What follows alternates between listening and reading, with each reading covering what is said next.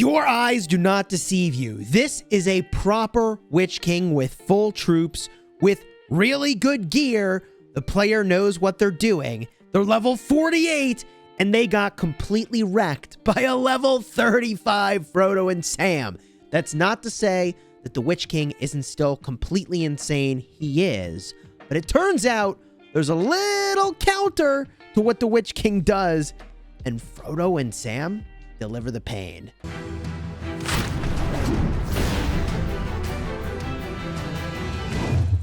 Hello, my friends, and welcome back. I'm Chisgule Gaming, and in this video, it's almost embarrassing to say that I had just released a video about how you counter the Witch King, because we have spent so much time fighting extremely powerful Witch Kings that basically it's hard to think about anything else.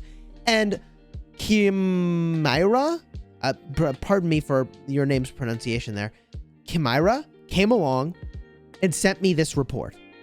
And this report is absolutely busted. Now, you might be thinking, dude, that Frodo and Sam must have the best gear on the face of the earth. They must have completely decked out legendaries. No, completely garbage gear. How does this happen? Is this a fluke? I think that it probably is. But there's definitely some thinking we need to do about the value of Frodo and Sam. And we need to talk about how you can potentially use them. I mean, unbelievable. Level 35. So what's going on here? I want to remind you what the Witch King does. The Witch King stuns all the stuff. Then they use Convener to get double attacks. And they basically slay like everything you have in the first 2 rounds so that the rest of the fight doesn't even matter really all that much at all. And if we just get a look here, just to make sure that this Witch King has that build, I can see there's Convener. It's got initiative, he does a bunch of stuns, and then double damage with, ideally it is the Alchemist. That is like the extremely high damaging unit. 8 to 18 damage, but 300% burn damage from normal attacks. GG. This is why units that reduce fire damage is generally very helpful. So what in the world is Frodo and Sam doing to counter this? I will show you. If we get a look at what they have and what they've chosen here specifically, they get extra base stats from equipment. Well, that's not doing it. They get, in the first 2 rounds, allied units have a chance of avoiding damage. Okay, that's pretty good. 42.9% chance of all allied units avoiding damage in the first 2 rounds. That's nice, but that's not enough. There's not enough units here for that to be what happened. If we get a look at the top, though, Ring Bearers. There's another 19% chance to avoid physical damage every round. This commander has a chance of succumbing to madness. I'm still not convinced. Where is it? And here it is. The Ring of Terror. Against the enemy commander and their units.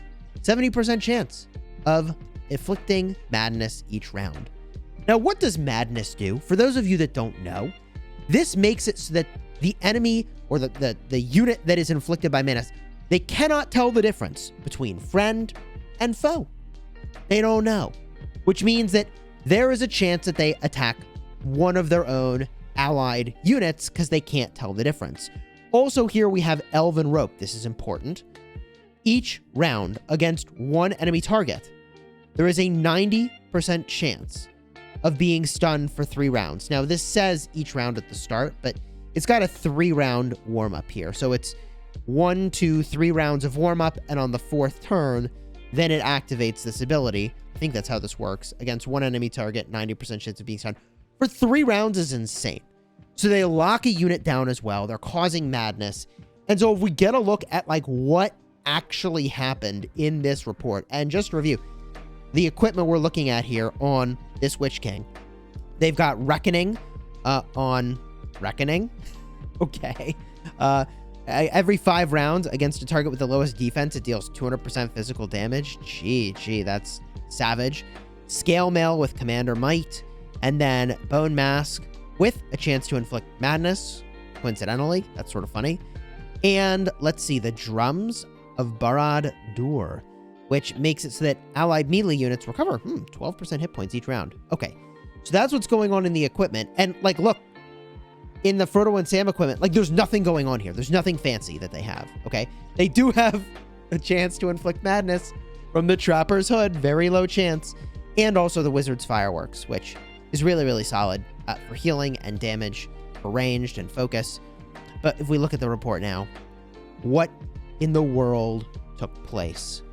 If we scroll way down to the first round, Witch King's Convener, that is the initiative and the double strike, did not affect the Fallen. So there's good news for Frodo and Sam.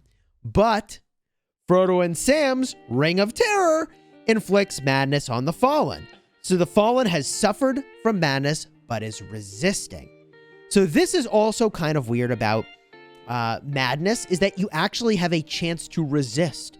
So not only do you have to have the madness ability trigger, the target has to not resist. I don't know what goes into that calculation for resistance, but let's keep going here. Frodo and Sam's Ring Bearer's Avoidance did not affect Guard of the Tower. So Guard of the Tower suffered damage from the Fallen, because even though they got hit with madness, they ultimately resisted. So now Alchemist was granted Convener, double strike. Alchemist is the big unit that does big damage. Frodo and Sam's Ring of Terror inflicts madness on the Alchemist. The Alchemist attacks, but instead of attacking one of Frodo and Sam's units, remember, it can't tell friend from foe. In this case, it happens to attack the Crushers, and it does 28,568 burn damage. 714 units lost, 786 remaining. It lost half of its units, but it had Convener, so it attacked again. And instead, again, it picks a target at random, cannot tell friend from foe. It hit the Fallen, 37,920 burn damage, 395 units lost, and 355 units remaining. GG, man. GG. Oh, yeah, and Fallen's Spike gives them 6% extra damage dealt. Wow. Okay. So Crusher was granted Convener by the Witch King. That's the double attack. But what did Frodo and Sam do? Ring of Terror inflicts madness on the Crusher. So the Crusher attacks, but they actually resisted. So you can see that, like, madness is really strong. It's so strong that the game makes it so there's even a chance to resist the effect. So ultimately, the Guard of the Tower does get hit here, and they lose some troops out of that deal. But the fact that, like, such a low-level commander was able to do literally anything against such a high-level commander is absolutely insane. Now, the Witch King also has a madness ability. The Witch King activates Hysteria. That is on the helmet. The Witch King, however, was beset with madness and could not differentiate between friend and foe. Oh no, what's going on here? What's going on here? Witch King suffers from madness but is resisting. They activate Hysteria, and the Witch King is beset with madness, could not differentiate from friend and foe. Did Witch King give himself madness from his own helmet? Wait. Every 2 rounds against one enemy target. Okay, no. No, what happened is the Hysteria from Frodo and Sam's Trapper's Hood had a 16.7% chance. Is that what happened? Is that how he got Hysteria? Oh my god, that's so disgusting. What is going on in my life right now? I don't know. I think maybe it's Frodo and Sam's Hysteria? I don't know how else the Witch King got mad. Anyways, Alchemist is already affected by madness. Witch King attacks. Witch King beset with madness, could not differentiate friend from foe. So even the Witch King has gone mad and is attacking the Crushers. They lost 57 units and only 740 remaining. GG. And they poisoned their own Crushers. Now, Frodo and Sam's Ringbearer Madness didn't affect Frodo and Sam. So, Frodo and Sam are literally making everyone on the battlefield mad except themselves. And here is Frodo and Sam's activation of Hysteria. But the Alchemist was already affected by madness. So, what's interesting here is that you like can't stack all these madness effects. So, there's something to be said for not using like a madness helmet on a commander that's already inflicting madness. So then Frodo and Sam attack and they do literally almost nothing.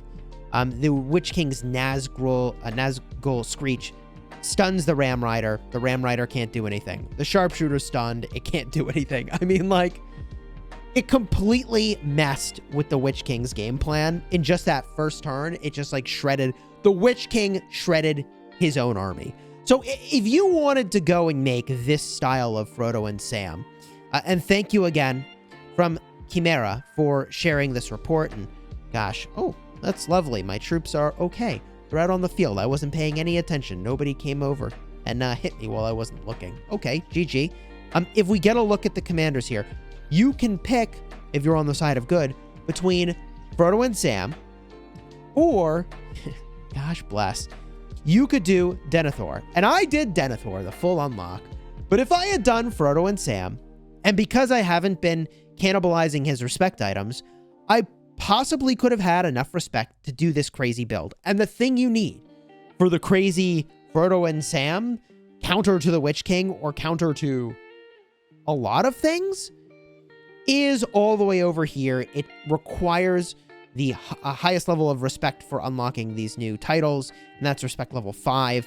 If you can get there, then you can go and get the sub-skill Ring of Terror, which has that chance in the first 2 rounds of Inflicting Madness. Now, I don't think this works against everybody. The reason this was so powerful is because it was against a commander that does Convener. Convener is that double attack and initiative at the start of the fight. That's where it's so powerful. So another commander where this would be really powerful is actually against Gandalf himself, because Gandalf also has Convener, and there are a lot of Gandalfs running around. Obviously more Gandalfs than Witch Kings, because Witch King is tier 3. So what I find so remarkable about this game is that there's a lot of intricacy to the mechanics and the interactions, and the cost of combat is so high in this game that you don't get to just run around and infinitely test whatever it is that you wanted to test to learn whatever it is you needed to learn.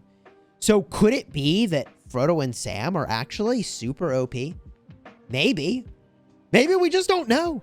Everybody said they were bad, and yet we were just looking at the most gangbuster level 35 battle into a level 48 Witch King with no gear on the Frodo Sam and decked out whale gear on the Witch King. And that result is maddening. Okay, pun intended. So I don't know. I don't have any plans to build Frodo and Sam this season. I know a whole bunch of people now are exploring it because of how effective that was. I'd be eager for your thoughts down below in the comments. Is this the secret counter that we've all been looking for this entire time? Are there other things you can do with Frodo and Sam that are completely OP? I don't really know, man. I will say this. I have spent a lot of time recently rearranging my equipment, and although I felt like my Eomer gear it's been pretty good for a long time, I finally feel like I'm getting to the right place with my Gandalf over here. I finally feel like, you know, I moved some gear around. My Arwen's in a stronger position, and ooh, baby. I cannot wait to start to play around with Thorin, see if I like this combination of gear and modifiers that I've got going here to do a lot of damage real fast at the start of the fight. And once I see if I like it, maybe start to heavy invest in some legendary gear, because, I mean, it's just so darn rare to get legendary gear, even though I'm already doing a fair amount of spending. But I've rambled enough. If you enjoyed this video, throw a like on here, consider subscribing, leave those comments with your thoughts about Frodo and Sam, who tragically I have not even unlocked. And until next time, you have fun smashing your enemies, and if you've got any crazy madness reports, I want to see them.